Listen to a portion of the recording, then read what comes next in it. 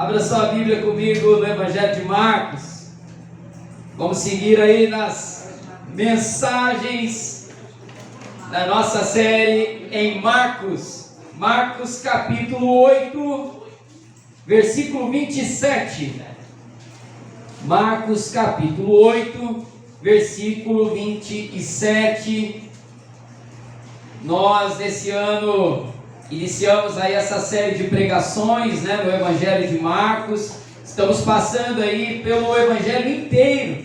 E hoje nós vamos ler aí então esse texto do capítulo 8, do versículo 27 até o 33. A palavra do Senhor declara para nós assim: Então Jesus e os seus discípulos foram para as aldeias de Cesareia de Filipe. E no caminho perguntou-lhes: Quem os outros dizem que eu sou? Os discípulos responderam: Uns dizem que é João Batista, outros dizem que é Elias, e ainda outros dizem que é um dos profetas. Então Jesus perguntou: E vocês, quem dizem que eu sou? Respondendo Pedro, lhe disse: O Senhor é o Cristo. Então Jesus os advertiu que ninguém dissesse tal coisa a seu respeito. Então Jesus começou a ensinar-lhes que era necessário que o Filho do Homem sofresse muitas coisas, fosse rejeitado pelos anciãos, pelos principais sacerdotes e pelos escribas. E isto ele se expunha claramente. Então Pedro, chamando-o à parte, começou a repreendê-lo.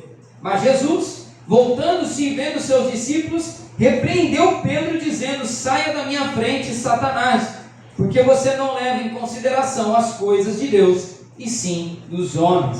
Senhor, tua palavra está lida, que o Senhor possa agora falar ao nosso coração. Abra, Senhor, os nossos ouvidos, mente, coração, para recebermos a totalidade do teu ensinamento nessa manhã. A oração que fazemos em nome de Jesus. Amém. Você pode se assentar. Glória a Deus. Amados, então, seguindo aí, mensagem de hoje, 31ª mensagem aí do Evangelho de Marcos, que estamos aí desde janeiro desse ano. Tema da mensagem: uma revelação que muda tudo. Uma revelação que muda tudo. Amados, é interessante, se eu puder recapitular com vocês o que nós vimos nas últimas semanas. É curioso a gente ver o que vinha acontecendo. Se você se lembrar aí, a última mensagem que tivemos no Evangelho de Marcos, nós falamos sobre a cura de um cego. E aquele cego, eu falava para vocês nessa mensagem, era uma representação também do que os discípulos estavam vivendo naquele momento. Jesus tinha diante dele um homem cego, e ele cura aquele homem. Só que aquela cura, ela, além de abençoar o cego, ela também foi um sinal para os discípulos, porque momentos antes Jesus havia feito uma denúncia sobre os discípulos, dizendo: vocês têm olhos, mas não veem o que Deus está fazendo. Vocês não estão entendendo o que Deus está fazendo. Há uma cegueira na vida dos discípulos, e aquele cego naquele momento era um sinal de Deus também para os discípulos, para que eles pudessem ver que Deus tinha poder para curar a cegueira espiritual que havia na vida deles. E Jesus estava fazendo na vida daquele homem o que ele ia fazer na vida dos discípulos em seguida. E nós chegamos agora no momento em que Jesus cura essa cegueira dos seus discípulos. Jesus pega aqueles homens, tira eles da Galileia, do ambiente tumultuado da Galileia, e faz com eles uma excursão para um lugar chamado Cesareia de Filipe. Eu já preguei uma vez esse texto, só que em Mateus, aqui na igreja. Vale lembrar para você, Galileia é um ambiente ali em Israel, onde você tem o mar da Galileia, um ambiente ali de praia, um ambiente quente, um ambiente onde as pessoas estavam ali circulando, onde Jesus tinha um embate com os fariseus, onde Jesus tinha embate com pessoas que se levantavam contra a sua obra, onde Jesus expulsava demônios. Galileia era o lugar onde o ministério de Jesus estava acontecendo a todo vapor. Só que agora Jesus pega os seus discípulos e os leva para esse lugar chamado Cesareia de Filipe. Cesareia de Filipe era um lugar fora de Israel, fora das dependências ali da província da Galileia, um lugar de clima ameno. Ô Jesus, dá até vontade de ir para lá agora, né? Esse calorão aí, dá até vontade de ir para Cesareia de Filipe. Cesareia de Filipe era um lugar frio, era um lugar alto, e era um lugar onde muitos judeus, muitos homens iam para descansar. Cesareia era uma cidade, digamos assim, turística, podemos dizer assim, mal comparando, e Jesus leva aqueles homens para aquele lugar, para um tempo tranquilo. Em Cesareia de Filipe, ali Samiri não tem fariseu. Em Cesareia de Filipe não tem os opositores de Jesus. Em Cesareia de Filipe, Ronaldo, não tem barulho. Em Cesareia de Filipe, Rogério, a tranquilidade. E no ambiente calmo de Cesareia de Filipe, Jesus começa a conversar com seus discípulos e ele faz uma pergunta para ele: quem as pessoas dizem que eu sou? E aqui o tema da mensagem vem nessa direção. Uma revelação que muda tudo, E vale ainda destacar para você, pegando aqui o versículo 30, vamos ler juntos aqui o versículo 30 dessa palavra, que diz assim: então Jesus advertiu os seus discípulos de que a ninguém dissessem tal coisa a seu respeito. Quando Pedro fala quem é Jesus, Jesus dá uma ordem para ele, Eric, dizendo assim: não fala para ninguém, porque naquele tempo da lei tinha uma confusão na cabeça das pessoas, imaginando que o Messias seria alguém político, que o Messias... Descarregou. Ei, som. Que o Messias seria alguém que libertaria os judeus de Roma, faria uma obra puramente humana. Havia muitas expectativas equivocadas sobre o Messias, e naquele momento Jesus ainda não era chegada a hora de revelar às multidões quem ele realmente era. A revelação viria na cruz, a revelação viria depois na sua ressurreição, e Jesus dá essa ordem então para os seus discípulos que permanecessem quietos, para que os sinais continuassem sendo feitos, até que de fato a revelação viesse à tona a toda a multidão. Só que Jesus naquele momento estava focando mais na vida dos discípulos de perto, liberando sobre eles uma revelação que mudaria toda a sua maneira de viver e de caminhar com Jesus. Então, o primeiro ponto da mensagem para você anotar aí, primeiro tópico: revelação que transforma todas as coisas. Revelação que transforma todas as coisas. E aí eu quero dizer aqui para vocês o seguinte: até o que nós vimos agora, nós percebemos, irmã Elza, que os discípulos não estavam entendendo o que Jesus estava fazendo.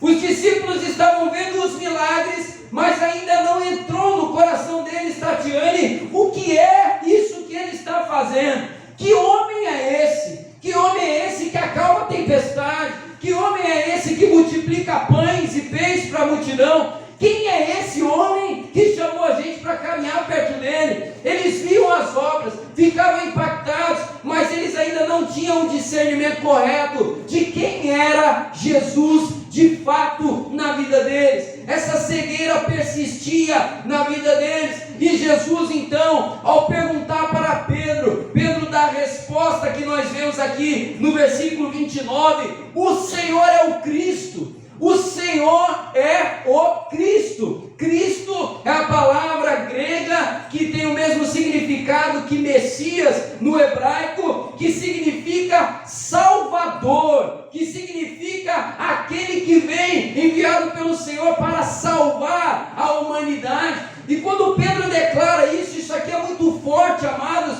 pelo seguinte: Jesus não é um profeta, porque um profeta vem anunciar o Salvador. Jesus não é um sacerdote, porque o sacerdote trabalha pelo Salvador. Jesus não é um levita, porque o levita serve ao Salvador. Pedro declara: o Senhor é o Salvador. O Senhor é aqueles a quem todos se dobram. O Senhor é aquele a quem os profetas estavam anunciando. O Senhor é aquele a quem os sacerdotes servem desde o início. O Senhor é o Cristo. O Senhor é aquele que está acima de todos. Pedro tem a revelação que finalmente muda todas as coisas. Quando nós entendemos Cristo, todos os milagres ganham um sentido diferente. Quando nós entendemos que quem está diante de nós é o Messias, é o Salvador, nós entendemos que está diante de nós uma graça, o maior de todos aqueles que poderiam estar aqui entre nós.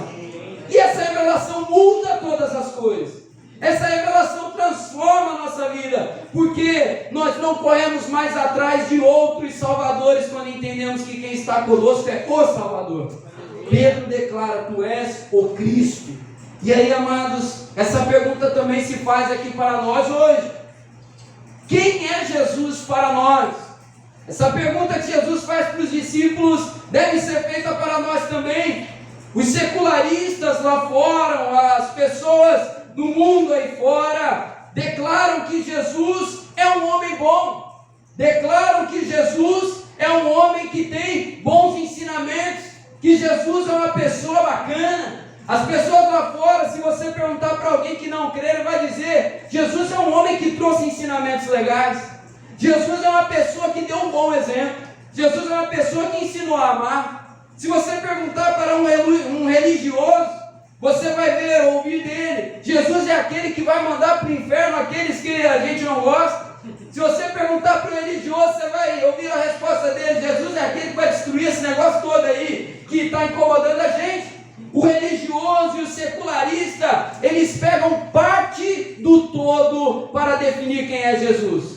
O secularista vai dizer que Jesus é só amor, amor, amor, amor, amor, amor, mãozinha na cabeça, alguém legal, gente boa. O religioso vai achar que Jesus é aquele que faz as suas vontades, então ele vai condenar quem eu não gosto, ele vai pesar a mão sobre quem faz mal a mim. O religioso vai ter essa visão. Só que quando nós olhamos para a palavra, isso é uma visão parte e distorcida de quem ele realmente é. Essa pergunta para nós, quem é Jesus para nós, é uma pergunta fundamental. Quem é Jesus para nós? Nós precisamos olhar para Ele e reconhecer. Se eu digo que Ele é o Cristo, eu preciso entender uma coisa. Se eu declaro, William, que Jesus é o Cristo na minha vida, Ele é aquele que governa a minha vida. Ele não é aquele que tem que fazer favores para mim. Ele é aquele a quem eu tenho que servir. Eu me prostro diante dEle. Quando eu entendo que Ele é o Cristo, eu não caio no engano dos secularistas que vão dizer: ah, Ele é aquele que ama, Ele é aquele que abraça. Um amor distorcido. O amor de Deus é um amor que corrige, o amor de Deus é um amor que transforma, o amor de Deus é um amor que dá oportunidades para a gente recomeçar. Quando nós tropeçamos, é o amor que declara: vai, não peques mais. É o amor que nos levanta. Ele governa, Ele é Senhor e Salvador. Ele é aquele que governa a vida daqueles que se apresentam diante dEle. Quando eu entendo que Ele é o Cristo, tudo muda. Ele não é um professor da moral, Ele não é um mestre de sabedoria, Ele é o Senhor com S maiúsculo.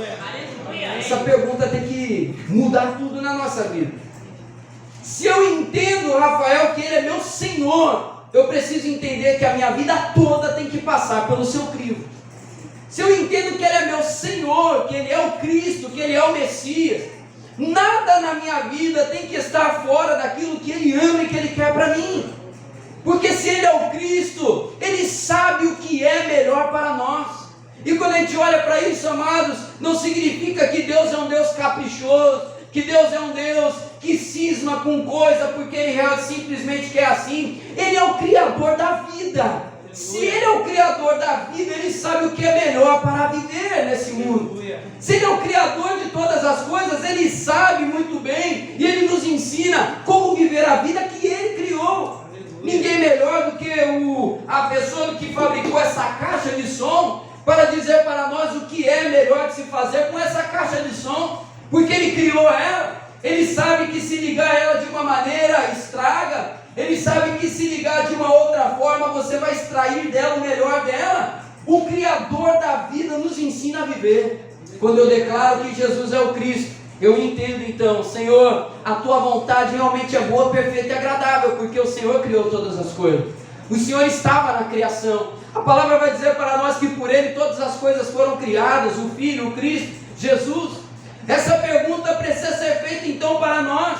E diferente do religioso que acha que Jesus é só aquele que condena, Ele é sim aquele que traz juízo, conforme a gente vê em Apocalipse, mas o mesmo que traz juízo é o Deus que abençoa com graça a sua vida e a minha vida, quando nós nos submetemos a Ele, quando nós nos colocamos debaixo da sua mão poderosa. Ele é um Deus de misericórdia. O religioso pega uma parte e define Ele como todo. O próprio Jesus declara que Ele veio para salvar. Ele veio para salvar. Quem se perde são aqueles que rejeitam a sua salvação. Ele veio para salvar. Ele veio para salvar. E nós precisamos entender isso. O Cristo não é alguém que me amedronta. O Cristo é alguém que me molda. É alguém que me trabalha. É alguém que me abraça. É alguém que me exorta. É alguém que me ensina. Essa revelação muda tudo. Eu não sou mais um crente que anda por aí com medo de uma hora Deus me abandonar. Eu deixo de ser agora um crente que anda por aí achando que Deus aprova tudo que eu faço. Eu deixo de ser um crente que deixa de pensar que a qualquer momento Deus pode retirar o amor dele da minha vida e me jogar a perdição. Agora, quando eu entendo quem é realmente o Cristo, eu entendo que o meu papel é permanecer fiel a Ele, porque Ele vai cuidar de mim. Ele é um Senhor perfeito. Essa é uma revelação que muda tudo. Só que o segundo ponto da mensagem, ainda quero aprofundar mais um pouco com você, uma revelação que se dá no caminho. Uma revelação que se dá no caminho. E aí eu quero ler com vocês, muita atenção, o versículo 27, vamos lá? Versículo 27 de Marcos capítulo 8. Então Jesus e os seus discípulos foram para as aldeias de Cesareia de Filipe. No caminho, perguntou-lhes: quem os outros dizem que eu sou? Uma revelação que se dá no caminho. No caminho. Voltando antes aqui que eu falei com vocês, os discípulos estavam cegos. Jesus vai declarar isso para eles ali. Jesus vai dizer, Patrícia, que eles não estavam enxergando o que Deus estava fazendo. Os discípulos estavam cegos. E aí a pergunta que se faz, Luciana, a pergunta que se faz, Rose, é a seguinte: se eu estou cego, o que eu faço? Se o Senhor mostra para mim que algo está fora da linha daquilo que Ele tem para mim, o que eu faço? O que eu faço? E aí, claro, quando eu olho para essa palavra, esse texto é maravilhoso. Jesus persiste no caminho com aqueles que Ele mesmo declarou que estavam cegos. Jesus não os abandonou no Floresval e falou: vocês estão cegos, eu vou procurar outros 12 para mim. Jesus não declarou: cara, vocês estão cegos, eu vou procurar outros 12 que enxerguem. Não, Jesus declara: vocês estão cegos. E Ele pega aqueles 12, Neuza, e no caminho Ele vai curar a cegueira daqueles homens. No caminho Deus cura. No caminho Deus transforma. No caminho Deus alinha. No caminho Deus coloca as coisas no lugar. Essa expressão no caminho, que é algo lindo que nós encontramos na palavra. A cegueira é tratada no caminho. Foi permanecendo ao lado de Jesus que os discípulos puderam ver as escamas caírem de seus olhos. Então eu digo para você, pastor, minha vida está desalinhada nessa área. Deus está me exortando. Deus me mostrou na palavra dele: pastor, eu acho que eu vou abandonar a igreja. Pastor, eu acho que eu vou abandonar a caminhada, porque eu estou cego, porque eu errei. Pastor, eu acho que eu não vou cear mais. Pastor, eu acho que eu vou caçar meu rumo, porque Deus me mostrou que está errado. Pega essa palavra para você. No caminho Deus restaura as coisas. No caminho Ele coloca tudo no lugar. O problema não está em Deus, o problema está em nós quando a gente abandona o caminho. Se eu entendo que é no caminho que a restauração vem, o que eu preciso continuar fazendo? Caminhar ao lado dele pelo caminho. Ele é o caminho. Olha que coisa maravilhosa. É nele que nós vamos ter a vida alinhada. É nele que as coisas são ajustadas. Então não abandone a Deus porque Ele te mostrou um erro na sua vida, porque Ele revela aquilo que Ele quer curar, aquilo que Ele quer consertar. Isso é lindo demais. Jesus, quando revela aos discípulos que eles estavam cegos, Ele não estava, Gabriel, humilhando os discípulos. Ele não estava, Edgar, humilhando aqueles homens. Ele estava tirando o diagnóstico de algo que Ele queria curar. Jesus não constata nada para acusar. Ele não é o acusador. Ele não é o acusador. O acusador é outro. A gente sabe muito bem quem é. O nosso Senhor nos mostra as nossas falhas e pecados, para que pela sua graça maravilhosa Ele possa restaurar todas as coisas. No caminho as coisas foram ajustadas. Foi permanecendo perto de Jesus que Pedro pôde finalmente declarar a verdade sobre quem ele era. Foi no caminho que Pedro pôde olhar e dizer: Tu és o Cristo. As pessoas lá fora estão falando que o Senhor é João Batista. As pessoas lá fora estão falando que o Senhor é Jeremias. Estão falando que o Senhor é Elias. Estão falando que o Senhor é algum dos profetas. Lá fora estão falando um monte de coisa sobre quem o Senhor é. E até há minutos atrás, até instantes atrás, eles mesmos também não sabiam dizer quem era Jesus. Os próprios apóstolos antes estavam declarando: quem é esse homem? Eles mesmos estavam com essa dúvida. Só que no caminho essa dúvida, o quem é Ele, se transforma numa declaração de certeza: o Senhor é o Cristo. É no caminho que as coisas vão se abrir. Por isso que a gente tem que perseverar. Às vezes a gente ouve, pessoas que estão começando na caminhada, pessoas que estão se esforçando com o Senhor: pastor, eu tenho dificuldade com tal coisa. Pastor, eu tenho dificuldade de entender a palavra.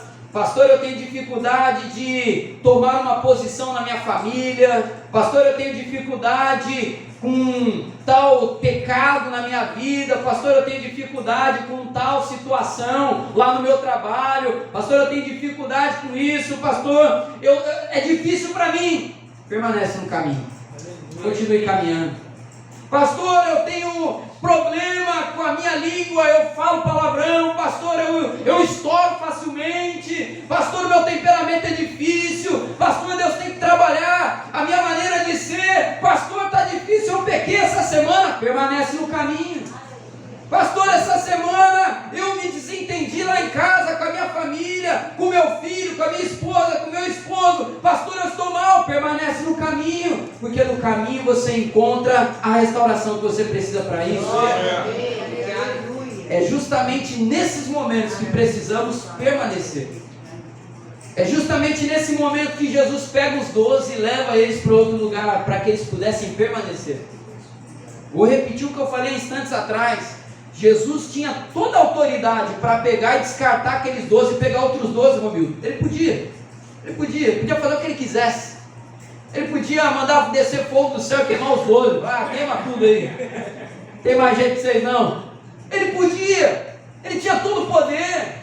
Ele tinha poder para, no momento em que o mar, a tempestade estava balançando o barco, que eles estavam lá morrendo de medo, ele tinha poder para virar o barco, sair andando, deixar todo mundo morrer afogado se ele quiser. Ele podia. Ele pode fazer todas as coisas.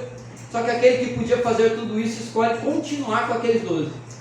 Ele escolhe continuar chamando eles a continuarem caminhando, porque é no caminho que as coisas acontecem. Pastor, eu estou no caminho há 1 ano. Continue no caminho. Pastor, eu estou no caminho há 10. Continue no caminho. Pastor, eu estou no caminho há 50. Continue no caminho. Porque todos igualmente continuam aprendendo quando permanecem no caminho. Na escola do Senhor ninguém se formou ainda. Então todo mundo ainda tem muito a aprender. Todos nós. É no caminho que a coisa acontece. O desespero toma conta do coração de muitas pessoas e elas abandonam, mas esse não é o remédio. Abandonar o Senhor não é uma opção.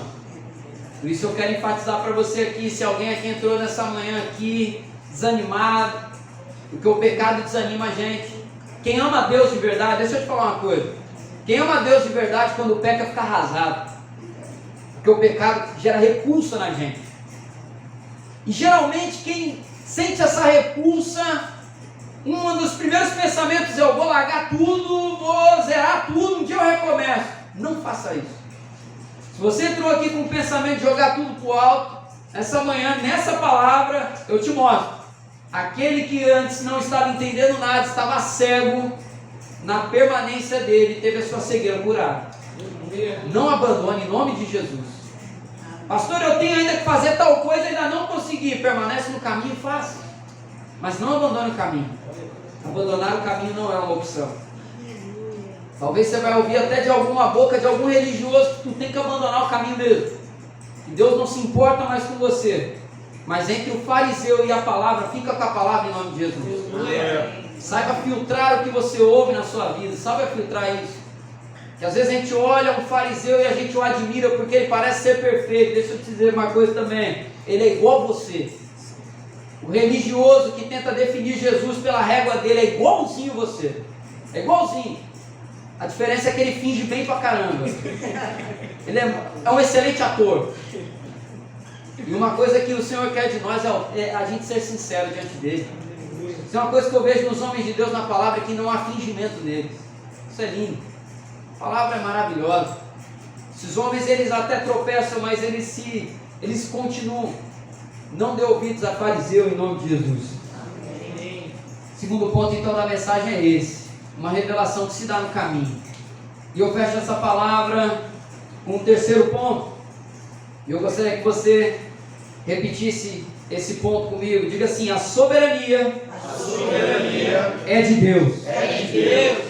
Terceiro ponto da mensagem: a soberania é de Deus. Tem ainda uma coisa curiosa nesse texto. Esse texto mostra perfeitamente o que é o homem. Quando a gente chega no versículo 31, olha o que diz aí. Depois disso tudo aqui que a gente falou, cegueira caiu, Pedro declarou, festa, glória a Deus. Outro evangelho vai dizer que Jesus exclamou dizendo: bem-aventurado é você, Simão, porque não foi carne nem sangue que revelou isso a você, foi o Espírito de Deus. E aí, depois desse momento maravilhoso, texto segue, Jesus começou a ensinar-lhes que era necessário. Agora ele vai falar o quê? Olha, vocês disseram a verdade. Gabi, eu sou o Cristo. Jesus dizendo: não sou eu não, o Cristo, Jesus.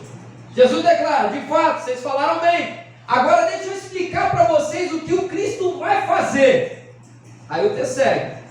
Então Jesus começou a ensinar-lhes que era necessário que o Filho do Homem sofresse muitas coisas, fosse rejeitado pelos anciãos, pelos príncipes, ou pelos principais sacerdotes, pelos escribas, fosse morto e que depois de 3 dias ressuscitasse.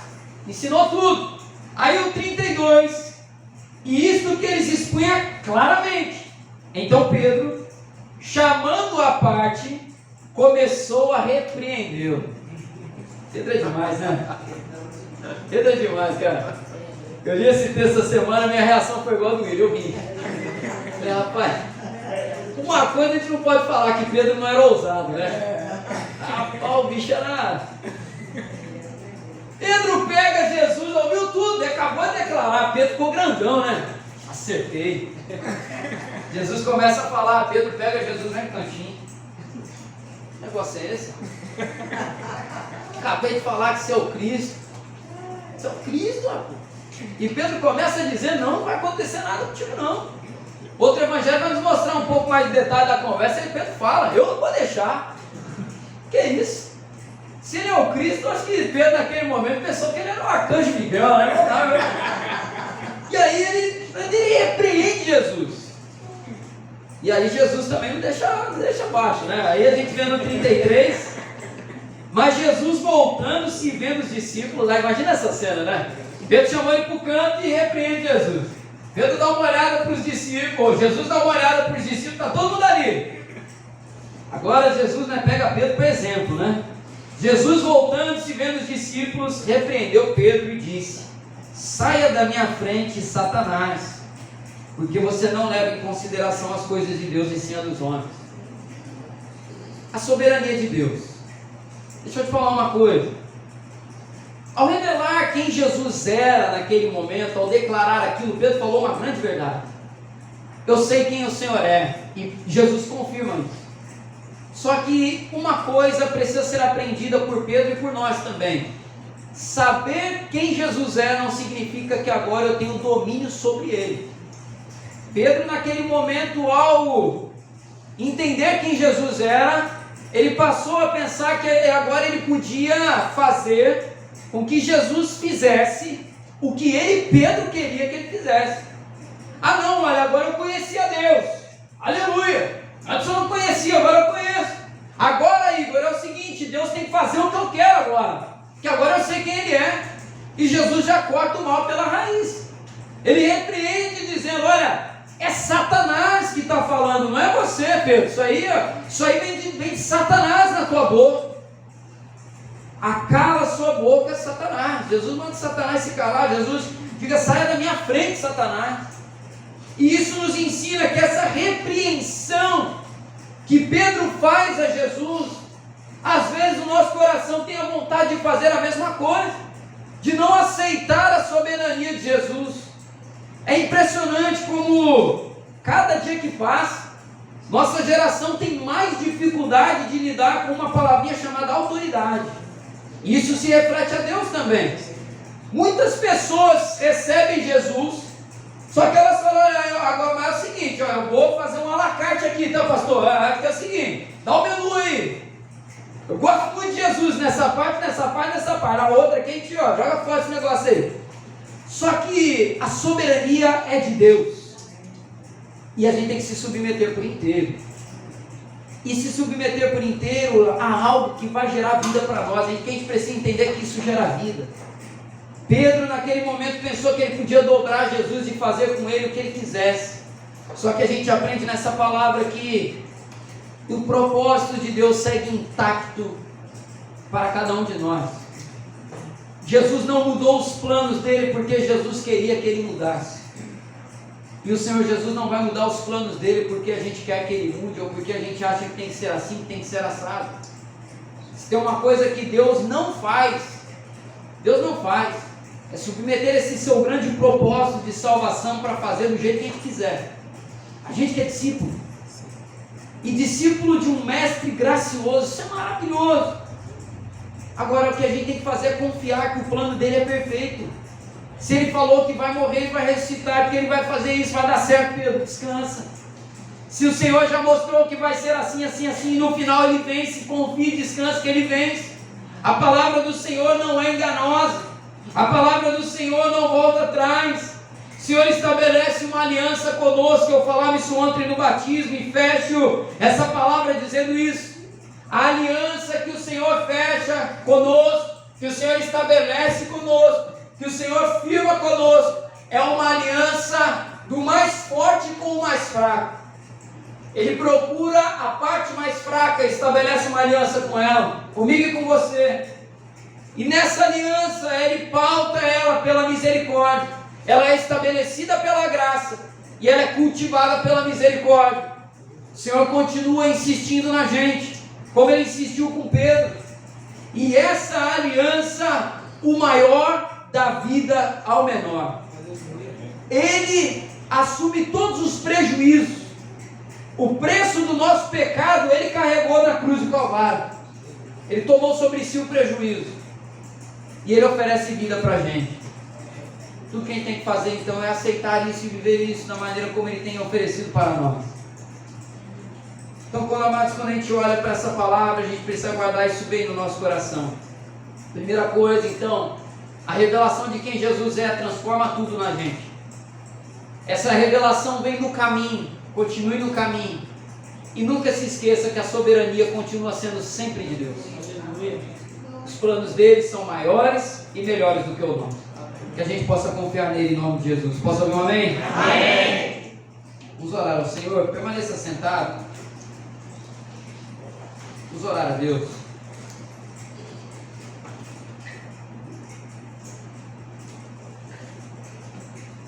Feche seus olhos. A gente falou sobre assuntos importantes nessa manhã. E eu gostaria que você fizesse agora uma análise na sua vida em nome de Jesus. Olhe para todas as áreas dela. O que é que está fora do lugar, que precisa ser colocado no lugar, em obediência à soberania desse Deus? Na sua vida particular, na sua vida pessoal, na sua vida profissional, no seu casamento, no seu relacionamento com seus filhos, no seu ministério, sua vida por inteiro. O que é que precisa ser colocado no lugar? O que é que precisa ser mudado que ainda não mudou? O que é que precisa ser posicionado? É no caminho que isso tudo vai se ajustar. Mas nós precisamos fazer a nossa parte também nessa aliança. uma aliança que inclui obediência, uma aliança que inclui submissão àquele que dá vida para nós. Senhor, nessa manhã nós queremos orar a Ti. Só uma manhã de ceia, nós queremos aproveitar esse momento para orar também, confessando os nossos pecados ao Senhor. Senhor, perdoe as nossas falhas, as nossas dívidas, Senhor, as nossas ofensas. Perdoa, Senhor, para aquilo que falamos, aquilo que fizemos, aquilo que pensamos. Meu Deus, tudo aquilo que desagradou o Teu coração. Senhor, nessa manhã nós queremos nos submeter à Tua soberania. Queremos, Senhor, nos submeter porque a Tua soberania gera vida, Senhor. Não é à toa que o Senhor se apresenta como um Pai perfeito e bondoso. O Pai sabe o que é melhor para o seu filho. Quando o filho não tem a visão do todo e o Pai tem, o Senhor tem a visão perfeita sobre absolutamente tudo nessa vida. E o Senhor, como um Pai perfeito para nós, nos direciona. Mesmo que no primeiro momento possa gerar dor, mesmo que aquilo possa gerar para nós algum prejuízo humanamente falando, nada é melhor do que viver a Tua vontade nessa vida, Senhor. Nos faça vivê-lo. Senhor, que essa palavra possa marcar o nosso coração. Nos ajude a colocar ela em prática, Senhor. E que ela continue nos transformando em nome de Jesus.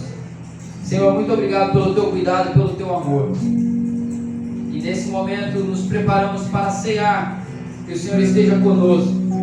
Que nenhuma culpa, que nenhum pecado nos impeça de vir até a Tua mesa, Senhor. Porque nós cremos que no perdão de pecados, a restauração, para que, Senhor, nós possamos nos achegar à Tua mesa e celebrar a comunhão que temos com o Senhor. Senhor, muito obrigado pelo perdão dos nossos pecados. É a oração que nós fazemos em nome de Jesus. Amém, Senhor. Glória a Deus. Antes de nós cearmos, amados, eu gostaria de chamar aqui à frente o Eric e a Tatiane. Vem cá, por favor.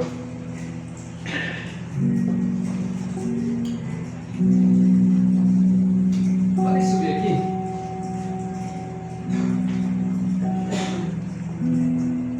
Amados, nós vamos fazer nesse momento o ato de acolhida, de recepção desses irmãos. Amém. Ontem nós tivemos a alegria de viver ali o momento do batismo deles. O Eric e a Tatiane ontem passaram pelas águas. E nesse momento agora nós vamos fazer a oração de recepção deles aqui. Boas-vindas. E eu quero declarar a toda a igreja o que eu falei ontem lá no batismo. É responsabilidade nossa zelar pela vida deles. Responsabilidade de cada um de nós orar, acompanhar, conversar, sermos amigos, sermos irmãos, para que eles possam crescer, frutificar e ser bênção ainda mais na presença do Senhor. E que o Eric e a Tatiane possam viver o amor de Deus através das nossas vidas aqui nesse lugar. E Eric e Tatiane, eu gostaria que vocês estendessem as suas mãos. Nós vamos orar pela vida de vocês. Eu vou pedir para a igreja estender as mãos para cá. Senhor, nós nos apresentamos a Ti, esse casal que o Senhor, com as seus braços de amor e graça, alcançou, Senhor. Muito obrigado pela vida do Eric e da Tatiane aqui conosco. Se eles vieram para cá é porque é um propósito do Senhor na vida deles aqui, Senhor. E que nós, como igreja, possamos viver esse propósito juntos. Muito obrigado, Deus, e abençoe a caminhada deles. Senhor, que aquele dia de ontem, aquele momento que foi vivido ontem, possa ser o início de uma grande história. Deus, nós te louvamos e te agradecemos em nome de Jesus. Amém. Glória a Deus. Eu vou pedir para a igreja repetir essas palavras comigo aqui agora. Declare assim e diga: Senhor Jesus, Senhor Jesus, nós aqui nesse lugar, como sua igreja, nos comprometemos a zelar, a cuidar e abençoar a vida do Eric e da Tatiane. Abençoe, Senhor, em nome de Jesus. Amém. Glória a Deus. Pode aplaudir ao Senhor.